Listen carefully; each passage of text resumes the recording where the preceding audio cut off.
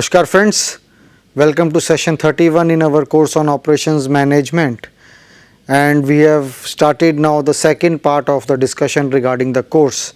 We have already finished 50% discussion regarding the course, that is 6 weeks of discussion is already over, and in these 6 weeks we have tried to cover the product design and development, we have tried to cover demand forecasting, we have already discussed plant location, plant layout, and finally we have seen the production planning and control. Today we are going to start another important topic, that is project management or project scheduling. So we will be covering the network diagrams here. We will be seeing that how the projects have to be managed, like the operations are usually managed in the form of a project. These days there is a project team which is constituted to solve or to meet the two ends meet, that is to complete the project work or to complete the targets or to meet the demand that is there in the market. So basically the work that is assigned is in the form of a project. There are project team members, each one has a defined role and the responsibilities, accountability is established. The project team works together to deliver the project, and the project can be different types of project. You may be having a batch production, a complete batch or a complete type of a product. There will be a product starting from the conceptualization of the product, then maybe the prototyping or testing of the product, and finally the manufacturing of the product. Finally the product will be sent to the market for market survey and full scale production will start. So there will be a project team which will be responsible right from the conceptualization of the product to the final launch of the product in the market. So that project team will be overall responsible for the success of the product, and this I think we have already discussed in product design and development. So whenever a project team is constituted, there are fixed targets that within this much time domain the project has to be completed. Similarly in operations management also, suppose there is an order for supply of 10 aircraft. So suppose there is a company which is manufacturing aircrafts and it receives the order of manufacturing 10 aircrafts by any company. Now there will be a team that can be constituted to execute this order. So 10 aircrafts have to be manufactured, they have to be already, the design is there, the only focus area here is the manufacturing of the aircrafts, keeping in mind the target deadline or the target due date. So as per the due date all calculations will be done. What material will be required, how much material will be required, when the material will be required, how many people will be required, how to do the back calculation, when the manufacturing must start. There has to be answer to each one of these questions in order to achieve the target deadline or in order to achieve the due date. So in that case a project team may be constituted for this particular order of 10 aircrafts, and this team will then do the calculations, will draw the networks, will take help of different scheduling tools, for example CPM and PERT, and finally will be able to deliver the products on the target date. So for that we use very simple tools which we usually call as CPM and PERT, the critical path method and the program evaluation and review technique. So we will be seeing these two things in the next 2 weeks. This week our focus will primarily be on critical path method, and the next week our target will be on PERT. So we will be seeing that what is a project, how the networks can be drawn, what are the things that we have to take into account while drawing a network. Then we will see what type of calculations can be done based on the critical path method as well as the PERT technique, and finally we will see that how cost and other maybe resources can be included while our calculations using CPM and PERT. So we usually focus on 3 parameters here. The first parameter, as I have tried to explain in the beginning, that time is a critical parameter. So the first thing is time. The second thing that we can take into account is the people or the number of people involved in the project, and the third parameter can be cost.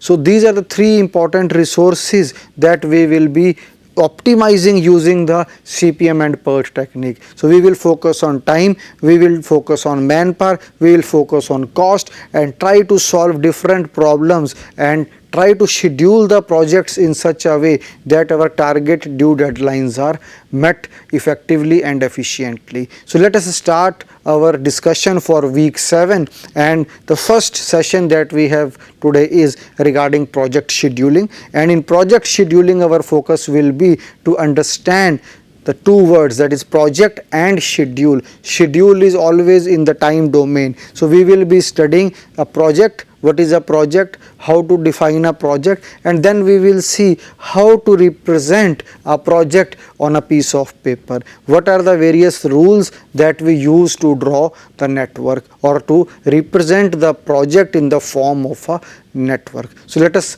quickly start our discussion on this important topic, and I must address here that this is not an important topic only for mechanical or P&I engineers. This topic is very important for all engineers. CPM and PERT can be used in civil engineering projects also. They are also being used in most of the research projects. Specifically PERT is used for research type of projects. So this is not only relevant to mechanical or P&I engineers or those people who are involved in the manufacturing of products or development of products and processes, but they are also useful for other engineers as well as for the managers who have to manage very big projects where different activities are involved and there is an interrelationship among the activities. So the topic is really important, and I feel that when we discuss this topic all learners will enjoy the topic and will definitely add a new skill to their skill set by solving certain problems related to CPM and PERT. So let us start our discussion with this topic. So what are the objectives of project scheduling? Why do we do project scheduling? So as per the main objectives goes, the first one is to prepare an optimal project schedule in terms of cost, time or risk. So three terms are mentioned here: cost, time and risk. So we have to see that we meet the deadline, therefore our focus is on time. We must be able to achieve our target with an optimal cost, so cost is also mentioned there, and there is always a risk involved with the execution of the project. So we will try to mitigate this risk, and the risk factor has to be taken into account when we are doing our project scheduling.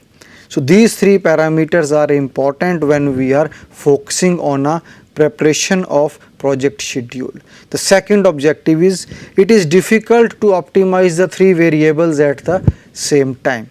So we have to see that how these three variables can be optimized. It is difficult, so therefore what do we do? Thus setting an acceptable limit for two of the three variables. So usually we see whenever a building is constructed, what are the things that we usually fix? We usually fix the cost as well as the time, and then we try to minimize the risk. Somewhere maybe we may be able to optimize or maybe set limits for two things. The third thing can be cost. The cost can be variable, but the other two things are fixed. So thus setting an acceptable limit for two of the three variables and optimizing the project in terms of the third variable. Many times maybe the risk, we say we are not going to take any risk, we will reinforce everything. Risk we will always, you will say, you can say that we zero risk decision is taken. Time is also fixed, so cost can be a variable. So maybe any two of the three we will fix, and third we will try to optimize. Now how do we try to we can say define a project? On your screen you have a project, definition of a project.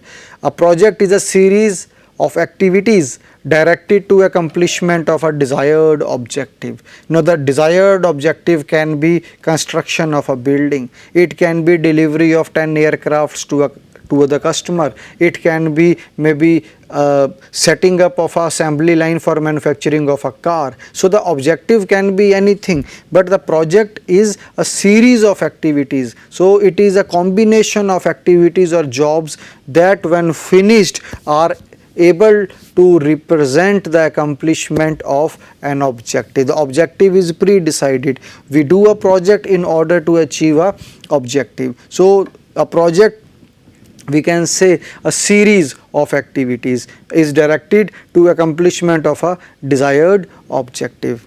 Project management is evolved to coordinate and control all project activities in an efficient and cost effective manner.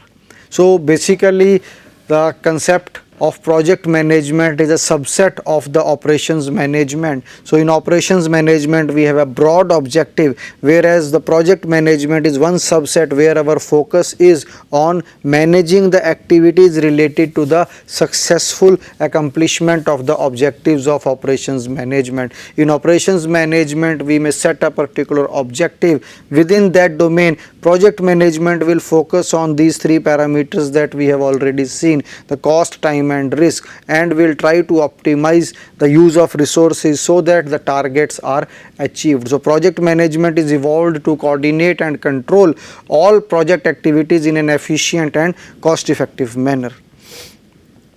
Now let us see what are the salient features of a project. How we will define a project.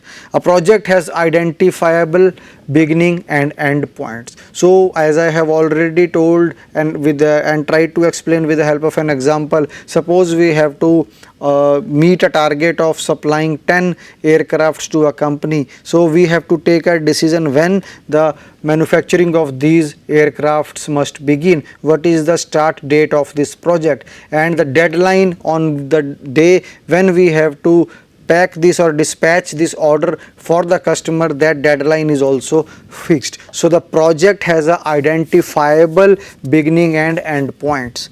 Each project can be broken down into number of identifiable activities which will consume time and other resources during their completion.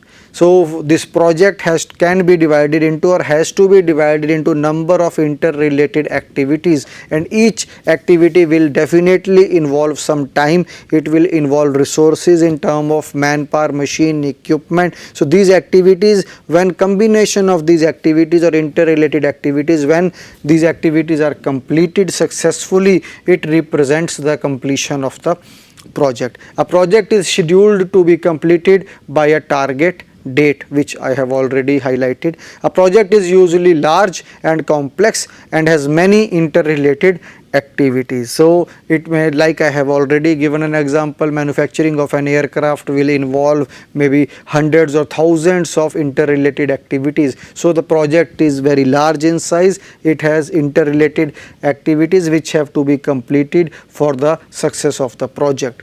The execution of the project activities is always subjected to some uncertainties and risk. There are always risks involved, like there can be breakdown of a machine, there can be a strike by the workers, there can be some orders of the government that you have to follow, there can be some changes in the schedule because of some unforeseen circumstances. So there are always risks involved in the execution of the project. Now one of the method of representing the various activities is a Gantt chart. You can see here why the Gantt chart has been put in this presentation, because this is also one of the techniques of project scheduling, and there is another technique which is the network diagram. So we will try to understand what can be the differences between a Gantt chart and a network diagram. Here also we can see we have scheduled the various activities. As you can see on the vertical scale, we have activities A, B, C, D, E, F, G, and on the horizontal scale we have days. So we can see activity A start on day 0 and is finished by day 4. Activity B starts after the completion of activity A and continues till 12 days. Similarly, the other activities are also depicted. as most of the learners will be students studying for different programs or different degrees or diploma or maybe postgraduate programs.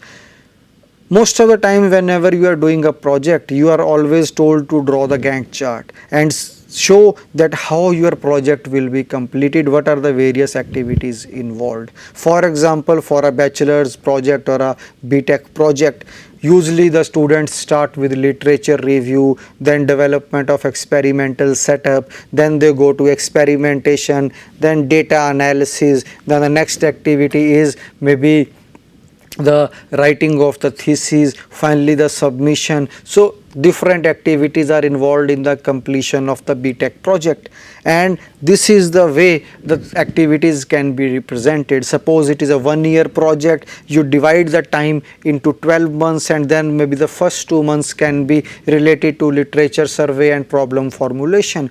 Then the next step can be development of experimental setup, it can take 2 to 3 months time. So this way we divide the overall BTech project into its individual activities, and when these all activities are completed jointly, we say the project has been completed. So this is one way of representing the project or representing the schedule of a project. But there are other better methods. Here we see the only focus is on time. So there is no focus on who is going to do the activity, how many people are going to be involved in these activities, what is the cost element involved for each activity. So here the focus is primarily on activities or the times related to the activities. Also there is little focus on the interrelationship among the activities. So that interrelationship also sometimes is very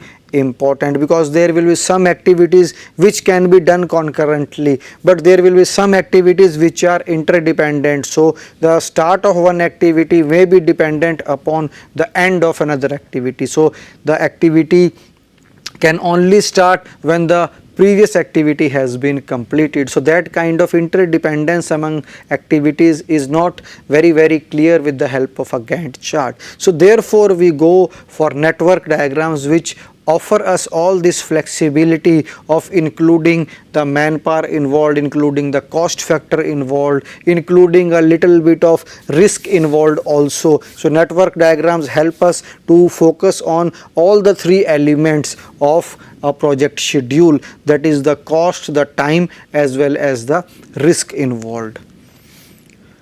So let us now focus on the network diagrams. So why the network diagrams are important? The network diagram splits up the decision making process into method or logic, the order in which the tasks have to be completed. So usually we call it as the precedence relationship. So there will be a precedence relationship among the various activities, and that will be taken into account with the help of the network diagrams. The next thing is the time. The estimates for the time to completion can be added to each task. Resources, these can be added and then analysis can be carried out. So the resources can be in term of manpower involved, then this manpower and machine and equipment can further be clubbed together in the cost element, and then cost analysis can also be done with the help of network diagram. So we will see during the discussion that how cost can be incorporated into the network diagrams. We will also see that how manpower can also be included in the network diagrams in addition to the time for which they are primarily drawn. So important point to understand is that there is a project which has to be completed. A project is made up of different activities or jobs.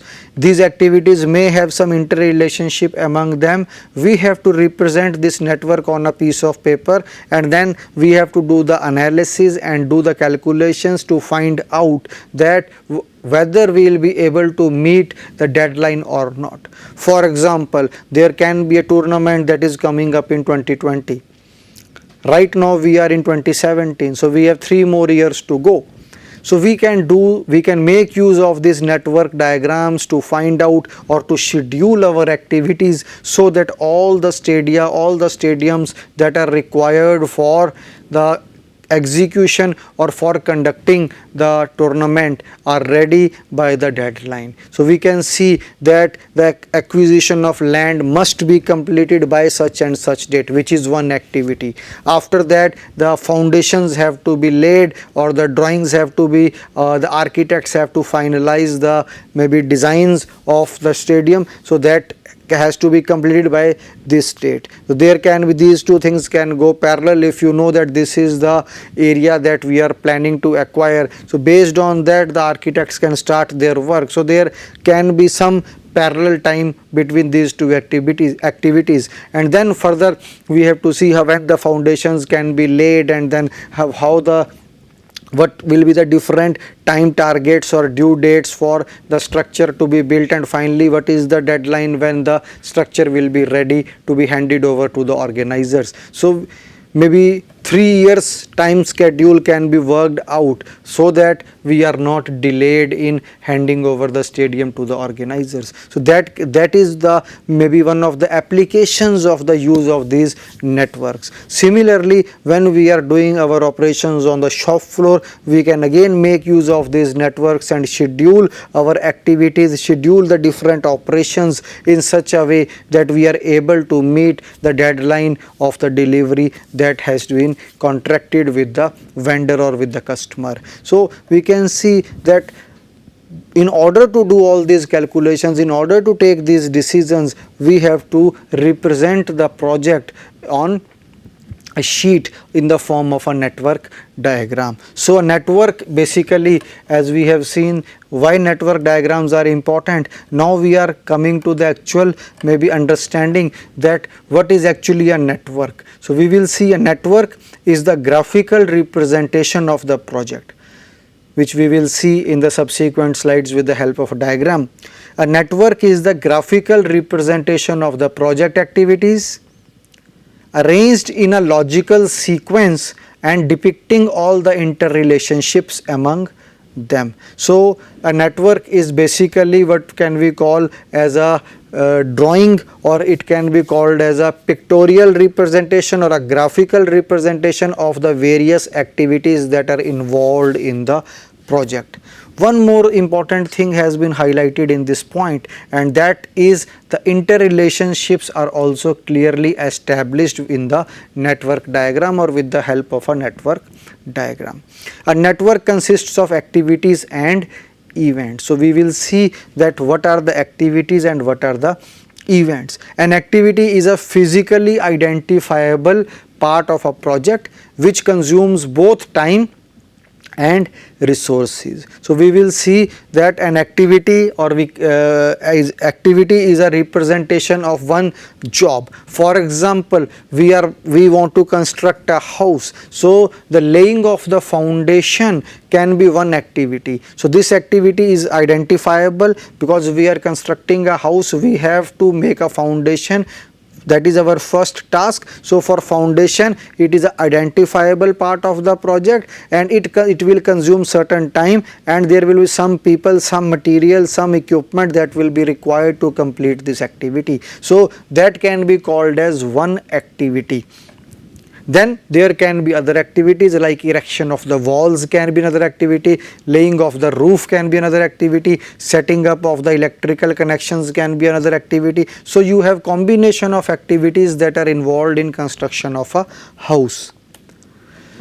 So network fundamentals, let us see, there are few things that we have mentioned here. The first one is activity or a task. I have already explained. It is a work component needed to be accomplished. A task within the overall project that has a definite beginning and ending point. The activity consumes time. So activity or a task is basically identifiable small part of a project which has a beginning, which has a ending. Events designates the beginning or ending of the activities, a point in time. So maybe we can say, as we are traveling from Roorkee to Delhi, in between we have milestones. After 1 kilometer, after 2 kilometer, maybe after 100, every kilometer we have a milestone. So event can be those milestones representing the end of a particular distance in case of traveling, but here it will mark the ending of a particular activity or a group of activities. So designates the beginning or ending of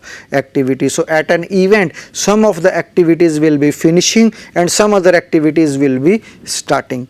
So also shows the precedence relationship of the activities. Why? Because the activities that are finishing here are the predecessor, or these activities must be completed before the start of the new activities. So that events will represent the beginning or ending of the activities, and the network is a combination of activities and events that describe the logic of the project. There is one definite starting and ending point.